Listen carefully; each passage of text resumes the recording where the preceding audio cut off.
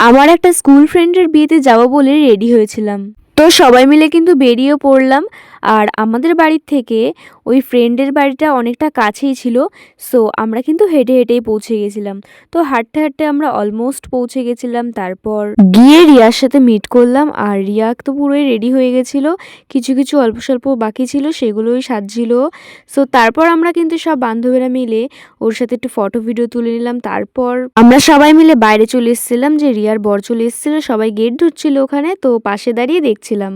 আর তারপর সবাই আবার শুরু করে দিলাম ফটো তুলতে, ফটো ভিডিও তুলতে এতই ব্যস্ত হয়ে পড়েছিলাম। আর তারপর বান্ধবীদের সঙ্গে এতই গল্প জুড়ে দিয়েছিলাম, তারপর আর একটাও ক্লিপ নেওয়া হয়নি। আর তারপর খেতে বসে পড়েছিলাম। খেতে বসে পরে এই ভিডিওটা আমার একটা বান্ধবী করেছে, আমি জানতাম না, লুকিয়ে লুকিয়ে করেছে। পরে দেখছি যে হ্যাঁ আমার ফোনেই করেছে, তাই আমার ফোনে পরে দেখলাম ভিডিওটা। খেতে বসে খাওয়ার থেকে বেশি গল্প করেছি, হাসাহাসি করেছি। আর তারপর সবাই এত এনজয় করেছি, পরে আর একটাও ক্লিপ নেইনি, ভিডিও করতেই ভুলে গেছি।